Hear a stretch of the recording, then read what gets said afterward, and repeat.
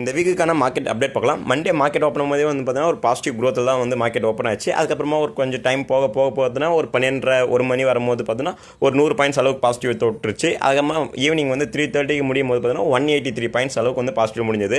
ஏன்னா நிஃப்டி வந்து last week close ஆகும்போது 24,880 அந்த பாயிண்ட்ஸில் வந்து க்ளோஸ் ஆச்சு. ஸோ இது அப்படியே வந்து இன்றைக்கி ஒரே நாளில் வந்து திங்கக்கிழமை ஒரே நாளில் 183 பாயிண்ட்ஸ் உயர்ந்ததுனால 25,000 வந்து கிராஸ் பண்ணி 25,090 பாயிண்ட்ஸில் வந்து மார்க்கெட் வந்து க்ளோஸ் ஆச்சு. மேஜராக ஏன் வந்து மண்டேல அந்த அளவுக்கு பயங்கரமாக ஒரு க்ரோத் இருந்துச்சு, ஒரு 200 பாயிண்ட்ஸ் அளவுக்கு க்ரோத் இருந்துச்சுன்னு பார்த்தோன்னா அதுக்கு முக்கியமான ரீசன் நம்மளுடைய ஃபினான்ஷியல் சர்வீஸ் அவங்களுடைய பேங்க் குவார்டர்லி ரிசல்ட்ஸ் எல்லாம் வந்துச்சு Q2 ஃபிஸ்கல் இயர் 2026க்கு.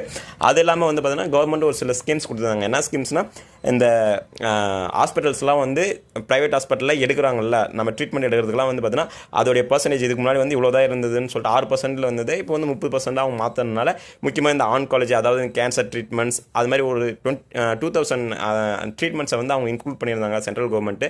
கிட்டத்தட்ட லாஸ்ட் 14 வருஷத்தில் வந்து இப்போ தான் வந்து ஃபஸ்ட் டைம் வந்து இது உயர்த்துறாங்க இந்த அமௌண்ட்டை அப்படின்ற மாதிரி சொன்னதுனால ஃபினான்ஷியல் நம்மளுடைய ஹெல்த் கேர் சர்வீஸ் ஃபுல்லாமே வந்து பயங்கரமான ஒரு க்ரோத். ஆல்ரெடி ஃபினான்ஷியல் சர்வீஸோடைய குவார்டர்லி ரிசல்ட்ஸும் வந்ததுனால இது ரெண்டும் சேர்த்து மிக்ஸ் ஆகி அன்றைக்கி வந்து நம்மளுடைய ஹாஸ்பிட்டல் ஸ்டாக்ஸ், அதுக்கப்புறமா நம்மளுடைய ஃபினான்ஷியல் ஸ்டாக்ஸ் இது எல்லாமே வந்து பார்த்திங்கன்னா ஒரு பயங்கரமான ரேலியில் இருந்தது. ஒரு அதான் மார்க்கெட் வந்து க்ளோஸ் ஆகும்போது ஒரு 183 பாயிண்ட்ஸ் அளவுக்கு வந்து பார்த்தீங்கன்னா பாசிட்டிவ்ல க்ளோஸ் ஆச்சு மண்டே. நெக்ஸ்ட் டியூஸ்டேக்கான அப்டேட் பார்க்கலாம். டியூஸ்டே வந்து மார்க்கெட் ஓப்பன் ஆகும்போதே பார்த்தீங்கன்னா ஒரு பாசிட்டிவ் க்ரோத்தில் தான் ஓப்பன் ஆச்சு. கிட்டத்தட்ட காலையில் ஓப்பன் ஆகும்போது ஒரு 20 பாயிண்ட்ஸ் ஜஸ்ட் அவ்வளோதான் அப்படின்ற மாதிரி ஓப்பன் ஆச்சு. அதுமா சம்டைம்ஸ் மார்க்கெட் போக பார்த்தீங்கன்னா ஒரு 80 பாயிண்ட்ஸ் 100 பாயிண்ட்ஸ் அளவு தொடருது. 100 பாயிண்ட்ஸ் எல்லாம் வந்து பார்த்தீங்கன்னா மதியம் ஒரு 1:30-2 மணி பக்கம் போகும்போது வந்து ஒரு 130 பாயிண்ட்ஸ் அளவுக்கு வந்து பார்த்தீங்கன்னா பாசிட்டிவ்ல மார்க்கெட் ஏறிச்சு.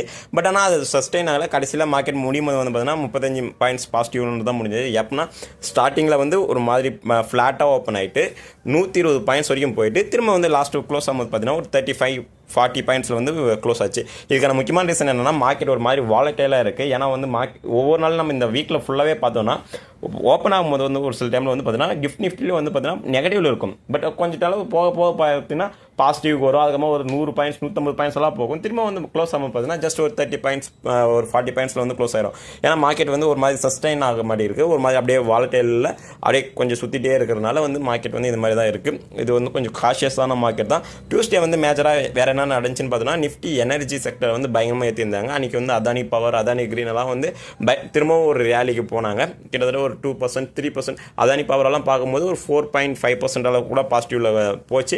பட் ஆனால் அது ரொம்ப நேரம் சஸ்டைன் ஆகலை. ஏன்னா Nifty energy, oil and gas இவங்க தான் வந்து அன்றைக்கி ஏற்றினாங்க டியூஸ்டே. அதே மாதிரி வந்து டியூஸ்டே வந்து எந்தெந்த செக்டராலும் கொஞ்சம் டவுனில் இருந்துச்சுன்னு பார்த்தோன்னா நம்மளுடைய PSU பேங்க்ஸ் அவங்களாம் வந்து பார்த்தீங்கன்னா கொஞ்சம் டவுனில் இருந்தாங்க. ஏன்னா வந்து அன்றைக்கி திங்கக்கிழமை வந்து அவங்களெல்லாம் அந்த ஓவரால் ஃபினான்ஷியல் சர்வீஸ் ஏற்றும் போது PSU பேங்க்கும் சேர்ந்து இருந்தது. பட் அவங்களுடைய குவார்டர் ரிசல்ட்ஸ் எல்லாம் வரல. அது மாதிரி ப்ராஃபிட் புக்கிங் இது மாதிரி கான்செப்ட்ஸ் எல்லாம் இருக்கிறனால டியூஸ்டே வந்து பார்த்தீங்கன்னா PSU banks, defence sector, health care sector இது 3 வந்து பார்த்தீங்கன்னா க்ளோஸில் நெகட்டிவில் க்ளோஸ் ஆச்சு. ஹெல்த் கேர் வந்து ஏன்னா பயங்கரமான ஒரு க்ளோஸ் வரல, ஜஸ்ட் 0.08% தான். இது வந்து ஏன்னா முன்னாடி நாள் வந்து அதான் நம்ம முன்னே சொன்ன மாதிரி ஹெல்த் கேர் செக்டர் வந்து கவர்மெண்டோட ஸ்கீம்னால வந்து ஏற்றினாங்க. அது வந்து கொஞ்சம் ப்ராஃபிட் புக்கிங் கொஞ்சம் நடந்ததுனால அது வந்து லைட்டாக நெகட்டிவில் க்ளோஸ் ஆச்சு டியூஸ்டே. நெக்ஸ்ட் வெட்னஸ்டே வந்து நம்ம பார்க்கும்போது மார்க்கெட் வந்து காலையில் கிஃப்ட் நிஃப்டி பார்க்கும்போது ஓரளவுக்கு ஃப்ளாட்டாக ஒரு 20-30 பாயிண்ட்ஸ் வந்து நெகட்டிவ் அது மாதிரி தான் இருந்துச்சு. பட் அதுக்கப்புறமா மார்க்கெட் ஓப்பன் ஆகிறதுக்கப்புறம் ஒரு 9-7, 9-8 நம்ம பார்க்கும்போது இன்ஸ்டிடியூஷன்ஸ் எல்லாம் அப்போ ப்ளே பண்ணுவாங்களா, அவங்களாம் ப்ளே பண்ணுறதுக்கப்புறம் ஒரு 9-8 நம்ம பார்க்கும்போது 128 பாயிண்ட்ஸ் வந்து நெகட்டிவில் இருந்தாங்க. எனக்கெல்லாம் பயங்கர ஷாக். என்னடா 120 பாயிண்ட்ஸ் நெகட்டிவாக எதனா பயங்கரமான எதனா டக்குன்னு எதனா மேஜராக வேர்ல்டு லெவலில் வந்து ஜியோ பாலிட்டிக்ஸ் லெவலில் எதனா பிரச்சனை வந்துச்சா, இல்லை எதனால திடீர்னு பார்த்தீங்கன்னா இவ்வளோ நெகட்டிவ் அப்படின்னு சொல்லிட்டு நானும் ஓடி போய் எல்லாத்தையும் தேடுறேன் செய்கிறேன். எதுவுமே அந்த மாதிரி எந்த ஒரு நெகட்டிவ் நியூஸுமே இல்லை. நாமளும் எதுவுமே பார்க்கல, நம்ம எல்லாமே பார்த்துட்டு தானே இருக்கணும்னு யோசிக்கிறேன். அப்புறமா தான் மார்க்கெட் ஓப்பன் ஆச்சு. 9 மார்க்கெட் நம்ம எல்லாருக்கும் ஓப்பன் ஆன அப்புறம் அது அப்படியே கொஞ்சம் கொஞ்சமாக குறைஞ்சு பார்த்தீங்கன்னா ஒரு 38 பாயிண்ட்ஸ் நெகட்டிவ் அந்த மாதிரிலாம் வந்துச்சு. அதுக்கப்புறமா கொஞ்சம் திரும்ப பாசிட்டிவில் ஏற ஆரம்பிச்சது. ஒரு 50 பாயிண்ட்ஸ் 60 பாயிண்ட்ஸ் அளவுக்கு வந்து பார்த்தீங்கன்னா மார்க்கெட் வந்து பாசிட்டிவில் போயிட்டே இருந்துச்சு. பட் ஆனால் அன்றைக்கும் வந்து பார்த்தீங்கன்னா வெனஸ்டே ஈவினிங் முடியும் போது வந்து ஒரு 60 பாயிண்ட்ஸ் வந்து நெகட்டிவ் தான் முடிஞ்சுது. பட் என்னடா இன்றைக்கி காலையில் 120 பாயிண்ட்ஸ் வந்து டொப்புன்னு விழுந்துச்சு. என்ன ரீசன் நம்ம பார்க்கும்போது எதுவுமே நம்மளுக்கு பெருசாக தெரில.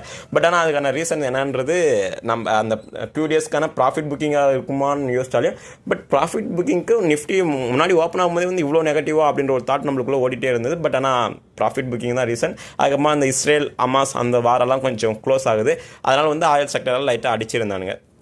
இதுதான் உண்மை. பட் அன்றைக்கி வந்து திரும்ப மார்க்கெட் க்ளோஸ் ஆகும்போது பார்த்தீங்கன்னா ஒரு 60 பாயிண்ட்ஸ் மட்டும் தான் நெகட்டிவ் முடிஞ்சது வெனஸ்டேல வந்து மேஜராக பெர்ஃபார்ம் பண்ண செக்டர்ஸ்னு பார்க்கும்போது ஐடி செக்டர் வந்து பார்த்தீங்கன்னா ஒரு 1% ஏறி இருந்துச்சு. ஆல்ரெடி பார்த்தீங்கன்னா மண்டேவே வந்து ஐடி செக்டர் வந்து ஒரு 2% ஏறி இருந்தது, டியூஸ்டே ஒரு 1% ஏறி இருந்தது, வெனஸ்டேவும் பார்த்தீங்கன்னா மார்க்கெட்டில் வந்து ஐடி செக்டர் ஏறிட்டே தான் இருந்தது. இதுக்கான ரீசன் என்னென்னா குவார்டர்லி ரிசல்ட்ஸ் வந்து டிசிஎஸ் வந்து 9ஆம் தேதி ஈவினிங் வரும், மார்க்கெட் க்ளோஸ் ஆனதுக்கப்புறம் வரும்னு சொல்லிட்டு ஓரளவுக்கு நல்லா தான் இருக்குமா அப்படின்னு சொல்லிட்டு ஒரு எண்ணம். அதுக்கப்புறம் பார்த்தீங்கன்னா டிசிஎஸ் இன்ஃபோசிஸ் எல்லாமே வந்து அந்த H1B விசா அப்புறம் பார்த்தீங்கன்னா பயங்கரமாக ஒரு கரெக்ட் ஆச்சு. டிசிஎஸ் எல்லாம் வந்து பார்த்தீங்கன்னா 2880-70 அந்த ரூபாய்க்கெல்லாம் கிடைச்சது ஒரு ஷேரோடைய ப்ரைஸ். ஸோ இதெல்லாம் தான் ரீசன்ஸ். அதனால் வந்து டிசிஎஸ் இன்ஃபோசிஸ் அவங்கள எல்லாருமே வச்சு ஏற்றிட்டு இருந்தாங்க. லாஸ்ட்டு இந்த வீக் ஃபுல்லாகவே வந்து பார்த்தீங்கன்னா தேர்ஸ்டே வரைக்குமே வந்து பார்த்தீங்கன்னா நிஃப்டியை வந்து நிஃப்டி ஐடியை வந்து ஏற்றிட்டு தான் இருந்தாங்க. முக்கியமான ரீசன் வந்து பார்த்தீங்கன்னா அந்த குவார்டர்லி ரிசல்ட்ஸ் அதுக்கப்புறமா வந்து ரொம்ப சீப்பாக கிடைக்குது அப்படின்ற ஒரு எண்ணத்தில். பட் ஆனால் வந்து குவார்டர்லி ரிசல்ட்ஸ் வந்து டிசிஎஸ் எக்ஸ்பெக்ட் பண்ண மாதிரி இல்லை. அதை பற்றி டீட்டெயிலாக நான் பின்னாடி பேசுகிறேன்.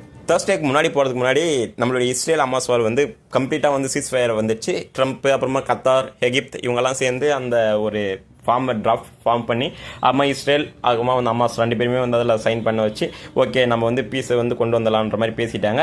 இஸ்ரேலும் வந்து பார்த்தோன்னா அவங்களுடைய அந்த இப்போ இருக்கிற பார்டர்லேருந்து கொஞ்சம் உள்ளே நோக்கி வந்துடுறாங்க, நாங்கள் வந்து இஸ்ரேலை நோக்கி வந்துடுறாங்க, அவங்களுடைய பார்டரை வந்து ஃப்ரீ பண்ணுறன்ற மாதிரி சொல்லியிருக்காங்க. ஹமாஸ் வந்து பார்த்தோன்னா ஆல்ரெடி பிடிச்சி வச்சிருந்த ஹாஸ்டேஜஸில் இறந்தவங்களுடைய உடலையும் நாங்கள் வந்து ஒப்படைச்சிடறோம், அதுவும் உயிரோடு இருக்கிறவங்களையும் ரிலீஸ் பண்ணுறோம் அப்படின்ற மாதிரி எல்லாமே பேசி முடிச்சிட்டாங்க. ஸோ அதனால் வந்து பார்த்தோன்னா இப்போ எஃப்ஐஐ வந்து தொடர்ந்து இன்ஃப்ளோவில் தான் இருக்குது நம்மளுடைய மார்க்கெட்லையும். இப்போ வந்து வேர்ல்டு லெவலில் பார்க்கும்போது ஒரு மேஜரான கன்சர்ன் இந்த இஸ்ரேல் ஹமாஸ் வார் வந்து இப்போ முடிவுக்கு வந்துச்சு. நெக்ஸ்ட் வந்து ரஷ்யா உக்ரைன் வார், அதுவும் வந்து சப்போஸ் நிச்சிருச்சு இன்னும் ஒரு மாதத்தில் நிச்சிருச்சுன்னா அதுக்கப்புறம் பார்த்தீங்கன்னா மார்க்கெட்டுக்கு வந்து கண்டிப்பாக ஒரு இன்ஃப்ளோ இருக்கும். எஃப்ஐஐஸ் ஃபாரின் இன்ஸ்டிடியூஷன்ஸ் எல்லாம் உள்ளே வருவாங்க. ஸோ மார்க்கெட் வந்து திரும்ப ஒரு ரேலிக்கு வரும். அதனால் வந்து இதான் வந்து முன்னாடியே சொல்லணும்னு நினைச்சேன். தேர்ஸ்டே வந்து அதான் இந்த ஜியோ பொலிட்டிக்கல் இஷ்யூவாலாம் இருக்கனால மார்க்கெட் வந்து காலையில் ஓப்பன் ஆகும்போது ஓரளவுக்கு பாசிட்டிவ் ஓப்பன் ஆச்சு. ஒரு 35 பாயிண்ட்ஸ் வந்து பாசிட்டிவ் ஓப்பன் ஆச்சு. அதுக்கப்புறமா மார்க்கெட் டைம் போக போக வந்து மார்க்கெட்டில் ஒரு பயங்கரமான ரேலியில் இருந்துச்சு. நல்ல ஒரு பாசிட்டிவான growth ஸ்விங்கின்னு மேலே போயிட்டே இருந்தது மார்க்கெட்டு. அதுக்கப்புறமா வந்து ஃபார்மா செக்டாரும் ஹெல்த் கேர் செக்டாரும் நல்ல ஒரு பாசிட்டிவான ஒரு growthல இருந்தாங்க. பட் அதனால் ரொம்ப நேரம் கழிச்சு அதுக்கப்புறம் பார்க்கும்போது என்ன ஆச்சுன்னா நம்மளுடைய நிஃப்டி மெட்டல் வந்து பயங்கரமான ஒரு அவுட் பெர்ஃபார்ம் பண்ணாங்க. இதுக்கான மேஜர் ரீசன் என்னன்னு நம்ம பார்க்கும்போது வேர்ல்டு லெவலில் வந்து பார்த்தோன்னா இந்த ஜியோ பொலிட்டிக்கல் அதான் இந்த இஸ்ரேல் ஹமாஸ் வார் நிச்சது ஒரு ரீசன். அதனால் வந்து எல்லாருக்குமே வந்து இப்போ இன்வெஸ்டர்ஸ்க்கு எல்லாமே ஓகே மார்க்கெட்ஸ் இனிமேலுக்கு வந்து பயங்கரமாக ஒரு ரேலியில் இருக்கும் அப்படின்ற ஒரு எண்ணம். நெக்ஸ்ட் வந்து பார்த்தீங்கன்னா நம்மளுடைய மெட்டல்ஸ்க்கு வந்து வேர்ல்டு லெவல் வந்து தேவை அதிகமாக ஏற்பட்டுருக்கு. லண்டன்லலாம் பார்த்தோன்னா அவங்களுடைய அந்த எக்ஸ்சேஞ்சில் கிட்டத்தட்ட காப்பர் வந்து ஆல் டைம் ஹை அடிச்சிருக்காங்க. நம்மளுடைய நிஃப்டிலையும் வந்து பார்க்கும்போது இந்துஸ்தான் காப்பர் வந்து பயங்கரமான ஒரு ரேலி நேற்று ஒரே நாளில் வந்து பார்த்தோன்னா தேர்ஸ்டே ஒரே நாளில் 6% வந்து பார்த்தீங்கன்னா பாசிட்டிவ்ல இருந்தாங்க. ஸோ இது மாதிரி வந்து வேர்ல்டு லெவலில் வந்து அந்த மெட்டல்ஸ்க்கான தேவை அதிகமாக இருக்குது. சைனாவும் வந்து அவங்களுடைய மெட்டல்ஸை வந்து கட் பண்ணியிருக்காங்க. இமெயில் ப்ரொடக்ஷனை கட் பண்ணியிருக்கிறதுனால வேர்ல்டு லெவலில் நம்ம இந்தியா மேலே அந்த ஒரு எண்ணம் இருக்கிறனால பயங்கரமான ஒரு ரேலி. டாடா ஸ்டீலும் வந்து பார்த்தீங்கன்னா யூரோப்பில் ஆல்ரெடி அவங்க ஒரு பிளான்ட் வச்சிருக்காங்க. ஸோ யூரோப்பில் அவங்க ஆல்ரெடி பிளான்ட் இருக்கனால யூரோப் இப்போ என்ன சொல்லியிருக்காங்கன்னா இது மாதிரி வந்து உள்நாட்டிலே தயாரிக்கிறதுக்கு நாங்கள் முக்கியத்துவம் கொடுப்போன்ற மாதிரி சொல்லியிருக்காங்க. ஸோ இதனால் வந்து டாடா ஸ்டீலுடைய ஷேரும் வந்து பார்த்தீங்கன்னா ஒரு 2% வந்து ஏறிச்சு. ஸோ இதெல்லாம் ஓவரால் வந்து மார்க்கெட்டில் வந்து இது எல்லாமே ஒரு பாசிட்டிவான லுக் இருந்ததுனால மார்க்கெட் வந்து நிஃப்டி மெட்டல் வந்து பயங்கரமான ஒரு ரேலியில் இருந்தாங்க. லாஸ்ட் 1 வீக்ல ஃபாரின் இன்ஸ்டிடியூஷன்ஸ் வந்து நெட் பையர்ஸாக இருக்காங்க. நெட் செல்லர்ஸாக தான் இதுக்கு முன்னாடி எல்லா டைம்லையும் இருந்தாங்க. அவங்க வந்து நெட் பையர்ஸாக மாறி இருக்காங்க. கிட்டத்தட்ட ஒரு 3-4 நாளைக்கு வந்து பார்த்தீங்கன்னா பாசிட்டிவ்ல இருந்திருக்காங்க அவங்களுடைய இது. அதுவும் இல்லாமல் வந்து சில்வர் வந்து பயங்கரமான ஒரு ரேலியில் இருக்குது. அதை பற்றின டீட்டெயிலான அனலைஸோட நாளைக்கு வந்து வீடியோ வரும். அதே மாதிரி எஃப்ஐஐஸ் எந்தெந்த செக்டரில் எவ்வளோ இது பண்ணியிருக்காங்கன்னு நம்ம ஆல்ரெடி வீடியோஸ் எல்லாம் போட்டிருக்கோம். அதை செக் பண்ணி பார்த்துக்கோங்க. எந்தெந்த ஸ்டாக்ஸ் வச்சிருக்காங்கன்றது டீட்டெயிலாக பிரேக் பண்ணியிருக்கோம், அதையும் பாருங்கள். நெக்ஸ்ட் வந்து நாளைக்கு வந்து எல்லாமே டீட்டெயிலாக அனலைஸோட வீடியோ வரும்.